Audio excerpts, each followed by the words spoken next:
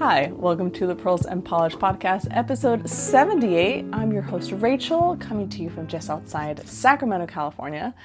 In the room today with me is my puppy, Sabine. She's actually not a puppy anymore. She's almost 2. But she's our schnoodle puppy. So she'll be kind of roaming around. So if you see a little curly, fluffy tail, that's her. But if you are a new viewer, welcome. If you're a returning viewer, welcome back. This is my corner of the internet where I talk about knitting, some crochet. I'm going to start talking more about kind of my stationery and fountain pen hobby as well. But I am excited to be back with all of you and talk about our crafts. I took an unintentional kind of month break, but I'm back and ready to share the things. So starting with some admin, you can find me on Instagram and Ravelry. Links to those are down below in the description, along with all of the makers, designers, and dyers that I mentioned in today's episode. So I'm a little rusty on how to do this. I've redone the intro like 6 times, but that's okay because I'm excited to share some of the stuff I've been working on over the last month. And we'll start with my September socks from Freckled Whimsy. So here they are. This yarn is called Baugettes and Bourdoux. And for 2025, I've been doing Freckled Whimsy's Yarn of the Month, whatever her club subscription is. So I've really been enjoying that. I've done kind of a year of socks at least twice, maybe 3 times. And I've enjoyed it. But this is the first time I've done a year of self-striping socks. So a little different. I've had to think a little harder as far as what kind of patterns I want to use, since self-striping can be both very liberating in like you don't have to change colors, that it gives you kind of that immediate change so you can enjoy it, but also a little limiting in like the different kinds of patterns that work well with self-striping. So for this sock, I did the Crazy Sock Ladies heel toe do-si-do pattern, and this is a pattern I've done many times before. I really like this kind of zigzag, let me move my face, pattern across the top of the leg and foot. I think it works great with self-striping and kind of making it a little interesting. Definitely kind of keeps you on your toes as far as staying focused on what the pattern is, but it's also a very easy pattern to memorize, so you don't have to have your notes in front of you the whole time. So those were my September socks. So very happy with those and how those turned out. I haven't worn any of my year of socks or year of 2025 socks yet. For some reason, I don't like to wear them until after the year is done. I'm not really sure why, but that's kind of my thing. So I've been hiding these away in my drawer, and every time I go to grab a pair of wool socks, I always end up picking up self-striping and then realizing it is part of the 2025 collection, and then I put it back and I wait. So starting in January of 2026, they are fair game and I will be wearing them all the time. My other finished object is actually not here. I gifted it to a friend today, but I finished my rainbow ripple blanket. So I'll put a picture in here so you can see it. And this has been kind of a longer ongoing project.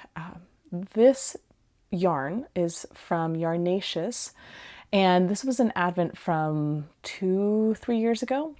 So anyways, I had this yarn. I had done kind of some socks with it, but I had a lot of it left. And so I wanted to do kind of a whole cohesive project with this yarn. So I did the rainbow ripple blanket, held it double with just white yarn that I have tucked away in my stash, and really loved how it came out.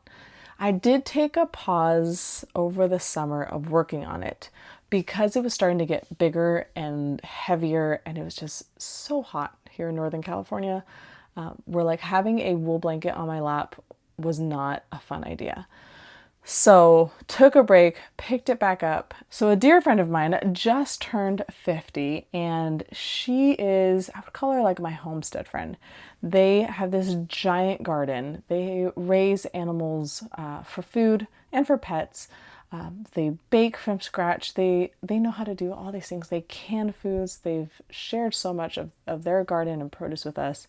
and have invited us to be part of that whole process. So she is someone who understands what it is to make something with your hands, and then also what it means to give it to someone else. So she is definitely one friend who is very knit-worthy and someone who would enjoy a handmade item. So I gave her this blanket for her birthday. Unfortunately, it was not ready for her like actual birthday party. Her family had this huge party. I still had like 20 grams left to crochet, and it's like, there's no way I'm going to get this done in time and get pictures and do all the other things I want to do with it before I give it to her. So I did wait, finished it when we got home from the party, and was able to get it done, like semi-blocked, get pictures and whatnot, so I could give it to her today. So anyways, it is with my friend now, but I really enjoyed making this blanket. Probably something I would do again, not immediately. I kind of need a little bit of break from large blankets, which is actually kind of funny because my 2026 plans include crocheting a blanket, but we'll get to that in another episode a little further into the year. But enjoyed it very much. It is an adaptable pattern, so I know it's written for a thicker yarn gauge and a bigger hook size. However, I just found someone in the project pages who had done a DK weight blanket and kind of used their hook size and their numbers, and it turned out great. So definitely check that out. All right, let's move into WIPs, works in progress. We'll start with my October socks. So here is the label for Freckled Whimsy, and this is on her Serendipity sock base. And that is 75-25 superwash merino nylon, 460 yards, 100 grams. And this colorway is called Witching Hour, and it is a 12 stripe repeat. I'm not a big Halloween person. Halloween was not a holiday that I grew up celebrating, so I could do without, like, honestly, it's not as big of a deal for me as it is for some of my friends. And I appreciate that they really enjoy Halloween and the kickoff of fall and all that, but it's just not really my thing. However, I really enjoy the colors that kind of go with Halloween, the grays and the blacks and the purples and, you know, that lime green. So, you know, there we are. But the colorway, like I said, is Witching Hour, and this is so fun. I really enjoy this. It is like bright, but also moody, and I just love it. So anyways, I did a vanilla sock. I actually used my own sock pattern. It's called the Foundation Sock. It is a free pattern on Ravelry, and I actually had some black yarn in my stash. So I somehow managed to get it kind of lined up really well with that black stripe. Was able to put a black heel in, but other than that, used the yarn as is. So if you haven't checked out my free pattern on Ravelry, definitely check it out. It's linked down below. Having a vanilla sock in your arsenal is great because once you understand sock construction, it is very easy to adapt other patterns to fit what fits you well. So check that one out. But I started the second sock a bit ago. I was working on this at a friend's house, and they have a black lab, so I have a little bit of holly fur on there. But finished the leg this morning, so I'm ready for the heel. So I've got some spare black fingering weight yarn. Don't remember where it's from or when I got it, but I had it. And then I've got the rest of my yarn cake. I had put it into like an actual cake, and I was pulling from the middle because I hadn't decided how I wanted to do the heel or if I was going to do them both at the same time. And so I ended up just doing the heel in black. Did not need kind of the other end of the cake, so I ended up winding it into a ball just because it was starting to get messy and it was starting to bug me. So the plan is to pop that heel in today and zoom with the rest of the sock and get it done, you know, in the next week or so, which I think will be doable, but we'll see where we're at. All right, so my next work in progress was a bit of a spontaneous cast on. I was in the middle of working on that rainbow ripple blanket of working on my monthly socks, and I have another pair of socks that I'm working on, and just like I needed to just cast on something that wasn't socks and that wasn't a blanket, and just because I wanted to, and so I did. So I went looking through my stash, I went looking through my Ravelry library and found a shawl pattern, because I specifically wanted a shawl that I hadn't knit up yet, that had fingering yarn and was a kind of one skein pattern. So that's what I went with. So the yarn I'm doing is Explore Knits and Fibers, and I got this yarn last year. It was like one of their advents, and it was a spontaneous buy. So I hadn't planned on purchasing it, but I did at the last minute, and this is on their Denali sock base. So it's 80/20 superwash merino nylon, 400 yards, 100 grams, and this colorway is called Storyweave. And I will show you the yarn. It is beautiful. It is very dark, moody colors, but it's like greens, blues, some browns. So just more wintry, I would think, without the snow. So the pattern I picked out is called the Chugach, I believe it's pronounced Chugach Shawl. And I already forgot who made it. It's linked down below. Please check it out. But let's see if I printed the page that has her name on it. It is by Curious Conundrums, and she's on Instagram. But yeah, it's a one skein. That's all the information I have. I don't always print my patterns, but when I do, I only print the pattern. I usually don't print the front page or like the last page. I just get the bits that I actually need. So I don't have a picture to show you, but it is a beautiful pattern. I believe it was like part of an advent. Like I got it for free because I bought something, either last year or the year before. I don't remember. But anyways, it's beautiful. I will hold it up this way because this is the way that you wear it, but it is a stock knit shawl. So you knit on the front side, you purl on the back side, and you do that for however many rounds. And then at the bottom, there's this beautiful lace section. So I have 38 yards less than what the pattern originally calls for. The pattern calls for yarn that's like 438 yards, 100 grams, 438 yards. Could I have found yarn in my stash that would have fit those requirements? Yes. But did I really want to? No. I really wanted to use this yarn specifically. These are colors that I wear on a regular basis, so I wanted to pick something that I would actually wear if I was going to put the work into making this shawl. So they do have an option for a shorter kind of shawl length, which is only a couple stitches. So what I think I'm going to do, I'm going to live dangerously. I'm going to do the larger shawl, put a lifeline in before I start the lace section, and just go as far as I can and see if I can make it. And if I can't, then I'll go rip back to my lifeline and maybe take back a couple rows. We'll see. But wanted to do something slightly dangerous, but without a ton of consequences.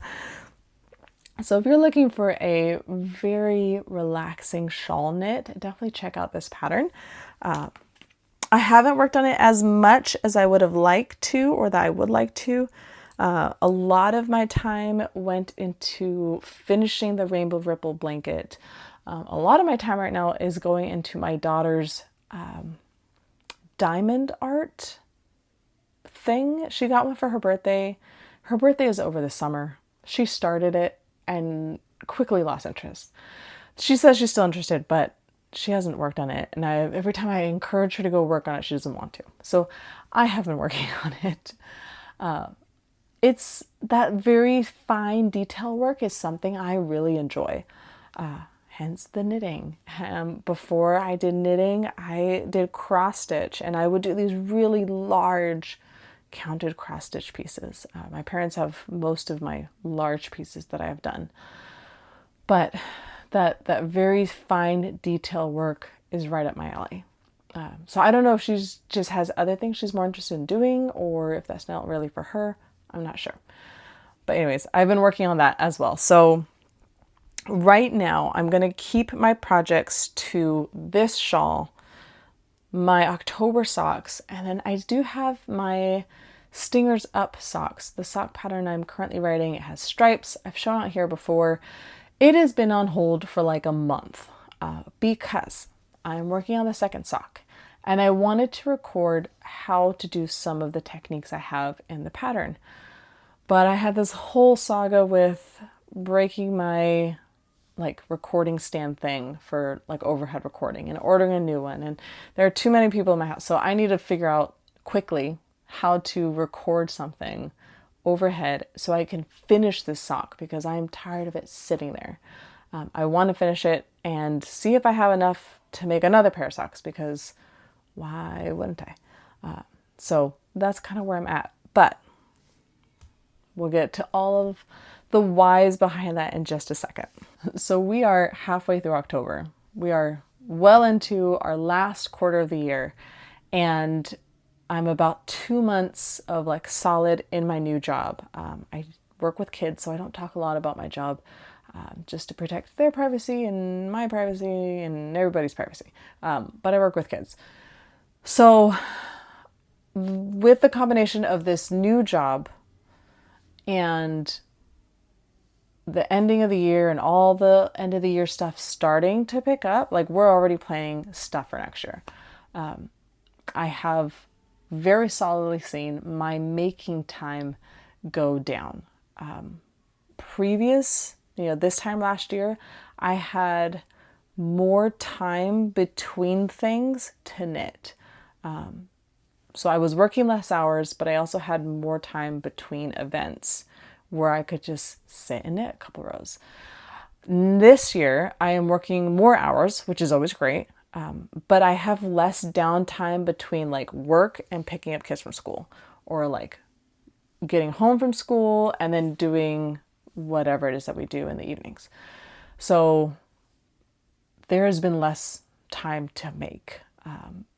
So I'm trying to still navigate this new season of life and all the feelings that go with it. Because there are definitely a lot of feelings of, but I should be doing more, but I like have things I still want to accomplish in 2025, and why does everyone else get time to finish the things and I don't? So, or even like I finished so many things in this busy season last year, why am I not doing the same thing this year? So really self-evaluating and kind of coming to terms with the season is different this year than it was last year. And this new job is just, it's new. And while I feel settled in kind of my role and my responsibilities, that just means there are less time for me to make stuff. So looking at that, looking at all my feelings that come along with that, but also looking at 2026 and reevaluating my goals for next year.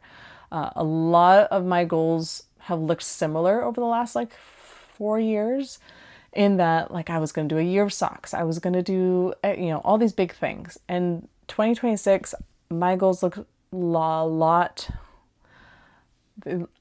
lot simpler, a lot more pared down, as far as like may not do a year of socks this year. And that is going to be okay. So yeah, still thinking through that. I'm pretty sure I know what I'm going to do for 2026, but still kind of thinking through all those things. So with that, I think I'm going to go back to doing an episode every other week, because with less making time, there is also less like progress to show you. So I'm playing with that idea. So I think I'm going to be going back to every other week, and that way I just have more to share in an episode. So it's a little bit longer, but we'll see. All right, moving into what I'm reading and watching. Finished The Count of Monte Cristo for our book club. Had a great conversation about that. It's one of my favorite books, so really enjoyed being able to read that with others and have some great discussion. I have not started the book for this upcoming month. I need to hurry up and do that. But with like this longer book, the Count of Monte Cristo was like 50 hours on audiobook. And so I went back to like this really bad teen vampire novel series. It's like, I just need a palate cleanser where everyone, like, their biggest problem is whether or not they'll go to prom. Like, just, it's not even good literature. It's just bad. But I am enjoying it. So if you want something just very low key, no risk, everyone keeps their clothes on. I'm reading Blood Moon by Alyxandra Harvey. It's book 5, I think, of this series, maybe book 4 or something like that, but I'm enjoying it. So it's a nice palate cleanser. Started rewatching The Magicians again. Like kind of the same story. I finished Cobra Kai. I finished kind of some other one-off shows that I was interested in watching, and then just needed something familiar. Every once in a while I get in this rut of like, there's nothing good on TV. There are no good shows out. And so I just kind of need that reset. I have a whole list of shows that I haven't watched yet that I want to, but just couldn't do it. Couldn't do the unexpected, something new might happen and I'm not prepared. So rewatching The Magicians, it's on Prime, and enjoying that a lot. Life updates. We talked about the more working and less knitting, trying to find joy in the things that I am knitting, without fail. This time every year when I do like a year of socks, like challenge project, whatever, I start getting burnt out in October without fail. It's that like post-summer kind of getting back into the routine, but gearing up for the holidays, where it's like, I don't want to do this anymore. And that has nothing to do with the yarn or the patterns or anything. I think it's just the constant wanting to finish these socks in the month that I start them, but also having other stuff going on. So there's that. It's pretty typical for me. So I'm going to push through. I only have October, November, and then December I have the Freckled Whimsy, kind of the club color, and then I have 2 Advents, and that's it. So really going to try and finish up projects so I can start 2026 with all new projects. We'll see if I can do it. But I would really love to start the new year with a completely fresh slate. Don't know if that's going to happen, but we're going to give it the best try we can. Other than that, like, things have been pretty good. Northern California, we are in fall, and some days it's like 60 degrees and freezing. I don't like the cold, so 60 to me feels very cold. I know our friends back east and to the north have very cold seasons, and they actually have autumn and winter, but that's not for me. And then today, like, the high was 80 degrees. So we're in that like yo-yo section of the year where it's really cold in the morning, but it's really warm in the afternoon. So just kind of waiting for the temperature to drop and to stay down so I can start pulling out all of my hand knit stuff. I have had a chance to wear some of my hand knit socks, which has been great. I'm very much looking forward to wearing more of my hand knit socks, but we're not quite there yet. All right, friends, we're going to end with that. Thank you so much for joining me in today's episode. Make sure you like and subscribe, hit that little bell notification so you know every time we have a new episode. Hopefully it won't be a month between episodes, that I will get back in the routine of recording every other week. But like I said, that bell will let you know when a new episode is up. I have lots of plans for 2026 that I have made over the summer, and I have changed them and I've changed them again. So I'm excited to start sharing those with you in the upcoming months as we start preparing for the new year. But yeah, have a lovely day, and I will see you guys next time.